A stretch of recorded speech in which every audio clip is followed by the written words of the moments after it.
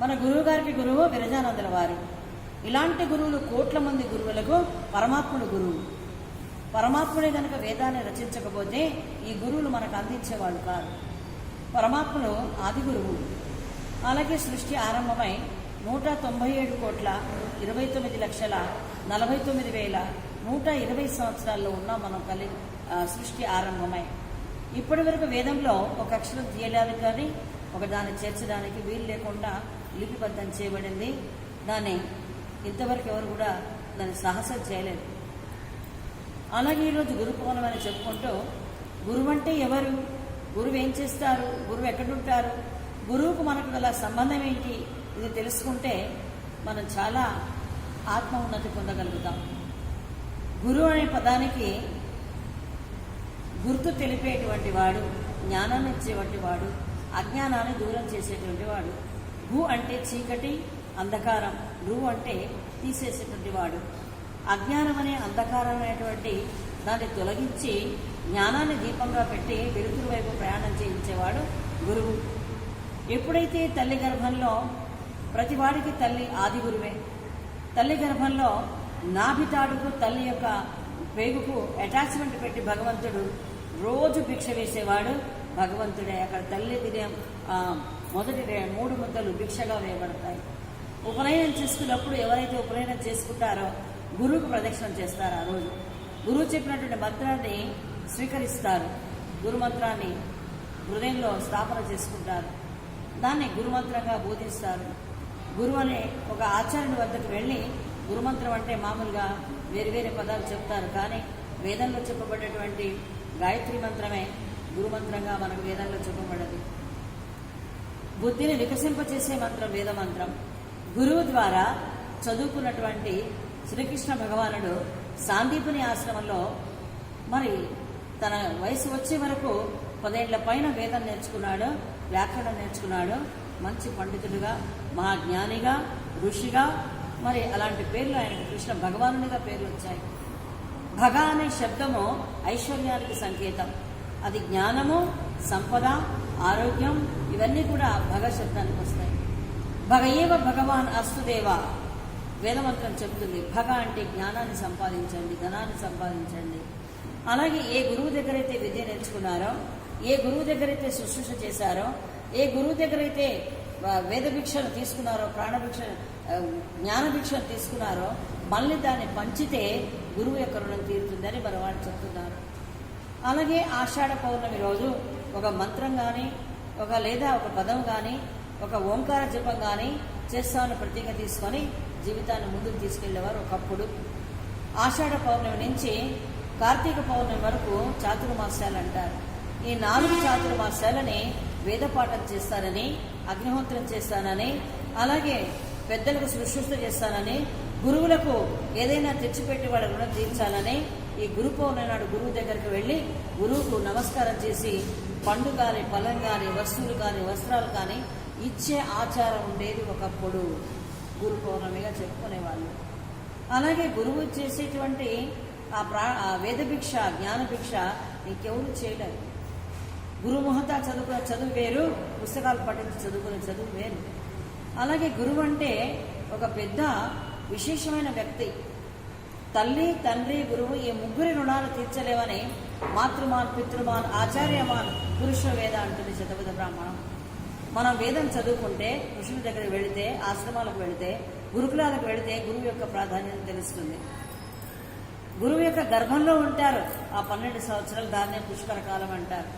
పుష్కర కాలంలో స్నానం చేసిన వాళ్ళకి చాలా లాభం అని చెప్తారు. పుష్కరం అంటే నదిలో వచ్చిన పుష్కరం కాదు.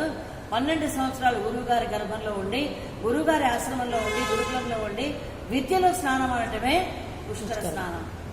ఇది మనకు వేదశాస్త్రాల్లో చెప్పబడింది. అలాగే గురువు ఎదురీగినప్పుడు, గురువు దగ్గరగా ఉన్నప్పుడు గురువుకు తెలియకుండా ఏ పని చేయవద్దని చెప్తుంది శాస్త్రాల్లో.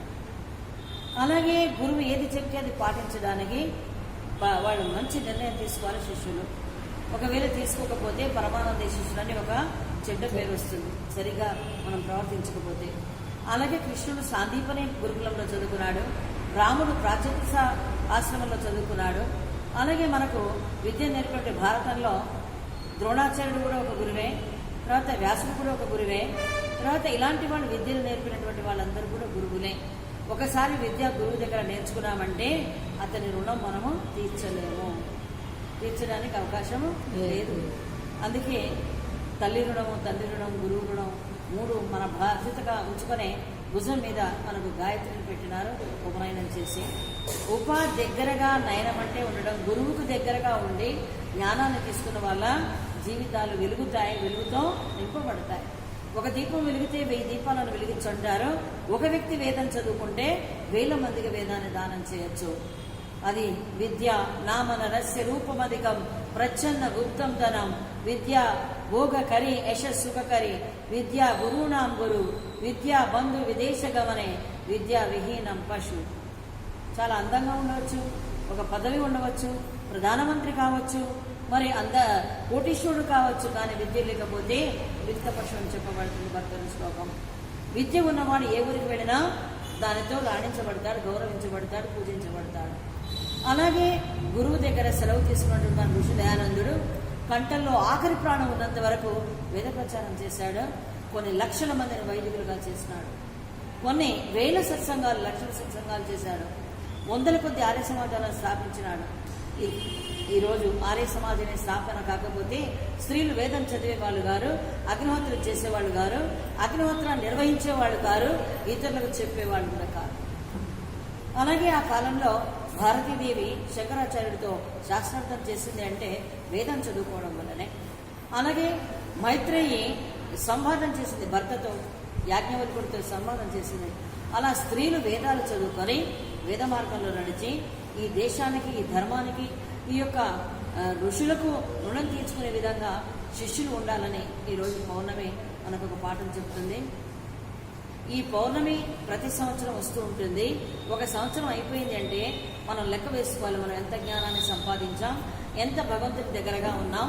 ఒక పౌర్ణమిలో 16 కళలు కలిగిన చంద్రుడు ఎలా పూర్ణంగా వికసిస్తాడో 4 వేదాలు 6 శాస్త్రాలు చదువుకుని ఉపనిషత్తులు చదువుకున్నటువంటి వ్యక్తులు పూర్ణంగా వికసిస్తారు.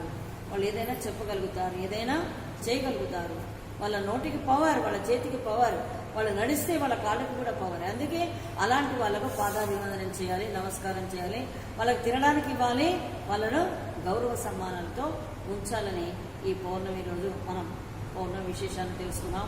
మనం విశేష మంత్రాలతో కరోనా వస్తుందేమో, మనం పట్టుకుంటుందేమో అని భయపడి ఇళ్ళలో దాక్కుంటున్నాం. కానీ ఇంటిలో ఏదైతే కార్బన్ డైఆక్సైడ్ ఉంటుందో, ఫ్యాన్లు తిరిగి, ఏసీలు తిరిగి, ఆ కార్బన్ డైఆక్సైడ్ తోలడానికి మనం ఎవరూ ప్రయత్నం చేయడం లేదు. ఎక్కడైతే అగ్నిహోత్రం 15 నిమిషాలు చేయబడుతుందో అక్కడ కరోనా వ్యాధి రాదు అని సైంటిస్టులు చెప్తున్నారు. ఇవాళ మన ఇంట్లో మనమే ఉంటున్నాం, కానీ ఇంటిని కూడా శుద్ధి చేసుకోవడం లేదు. ఒక 100 గ్రాముల నెయ్యి కనుక అగ్నిలో వేసి మనం అగ్నిహోత్రం చేసినట్లయితే 15 నిమిషాలు పడుతుంది. 1 క్వింటల్ ఆక్సిజన్ మనం ఉత్పత్తి చేసిన వాళ్ళం అవుతాం. మనం ఈశ్వరుని యొక్క రుణం తీర్చుకున్న వాళ్ళం అవుతాం. అలాగే అగ్నిహోత్రం చేయడం వల్ల కరోనా వ్యాధి దూరంగా వెళ్ళిపోతుంది. ఆ గాలిలో ఉండేటువంటి విషకీటాలు దూరంగా వెళ్ళిపోతాయి. వేదంలో చెప్పబడ్డటువంటి 16 ఆహుతులతో ఈరోజు మనం హోమం చేశాం. క్రిములు ఏవైనా ఉంటే మా దగ్గరికి కూడా రావద్దు, మా ప్రాంతంలోకి రావద్దు, మా ఇంట్లోకి రావద్దనే ఆ భావంతో మనం అగ్నిహోత్రం చేశాం. అలాగే అమెరికాలో జార్జియా, అట్లాంటా, టొరంటో ఆ రాష్ట్రాలలో 5 గంటలు అగ్నిహోత్రం చేస్తున్నారు.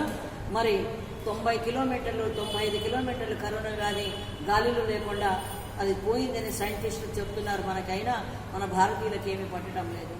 ఎన్ని రోజులు ఇలా ఇళ్లలో ఉంటారు, వ్యాపారాలు పోతున్నాయి, తర్వాత ఆస్తులు కరిగిపోతున్నాయి, పిల్లలకు విద్య లేదు, ఉద్యోగస్తులు ఇళ్లలోనే ఉంటున్నారు. ఎన్నో ఇబ్బందులు వీటి వల్ల.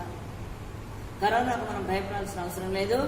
రోజు ఆయుర్వేదం వాళ్ళు చెప్పిన విధంగా మన జీవితాన్ని గడిపి మంచి పదార్థాలు, బలవర్ధకమైన పదార్థాలు తీసుకొని రోజు 20 నిమిషాలు ప్రాణాయామం చేసి 15 నిమిషాలు అగ్నిహోత్రం చేసి, అలాగే మనం కొన్ని పదార్థాలు బలవర్ధకమైన తిన్నట్లయితే రోగనిరోధక శక్తి మనకు పెరుగుతుంది, కరోనా మన దగ్గరికి కూడా రాదు.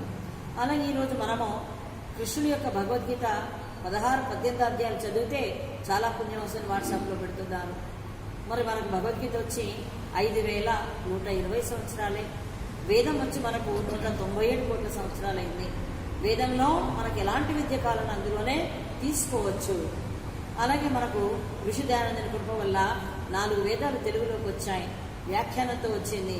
ఇంటిలో ఉండేటువంటి వాళ్ళు సమయాన్ని సద్వినియోగం చేయండి, మంచి గ్రంథాలు చదవండి, ఈశ్వర కృపకు పాత్రలు కాండి, కరోనాను తరిమివేయండి, కరోనాకు భయపడకండి. ఎక్కడైతే ఇంట్లో 10 మంది ఉంటారో రోజు 15 నిమిషాలు అగ్నిహోత్రం చేయండి, లేదా మాకు చెప్తే మేము వచ్చి మీ ఇళ్లలో మేము యజ్ఞం చేయడానికి సిద్ధంగా ఉన్నాం. 4 రోడ్ల కూడల్లో, పార్కుల్లో, దేవాలయాల్లో ఎక్కువ సామాగ్రి, ఎక్కువ నెయ్యి సమిధలు వేసి చేసినట్లయితే కరోనా తొందరగా పారదోలుతాం. పౌర్ణమి శుభాకాంక్షలు చెప్తూ వ్యాసుడిలాగా మనం కూడా వేదం చదువుకొని వేద ప్రచారం చేసే శక్తిని మనం భగవంతుడికి మనకి ఇవ్వాలని కోరుకుంటూ మీ అందరికీ నా హృదయపూర్వక ధన్యవాదాలు చెప్తున్నాను.